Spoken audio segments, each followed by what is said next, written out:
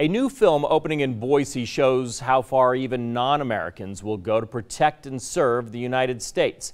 The Terrorist Whisperer is a documentary film about a young Iraqi who helped coalition forces during the war in Iraq by providing intelligence. That documentary will be shown in Boise tomorrow night. And 6 on Your Side, Steve Dent has the story of one of the most important figures of the war.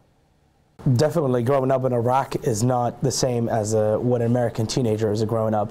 Unfortunately, growing up under a dictatorship like Saddam Hussein was very difficult. I went to prison when I was 12 years old because I refused to give my money to a regime member back then. So in 2003, Hamidi Jassim joined the Iraqi military after Saddam's regime came tumbling down. I wanted to fight for my rights for the first time in my life, and I decided to go join the new Iraqi military.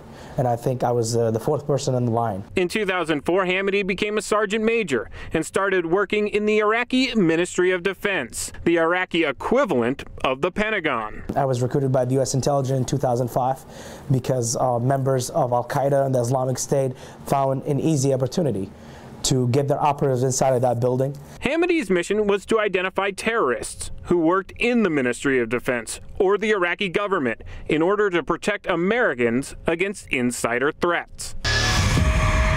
My job was to protect these Americans at all costs because they were there to build the structure of the new Iraqi military. And these terrorists were not just after American lives, they were also against the U.S. interest in Iraq. And we have to do everything in our hands to stop them. He's an Iraqi.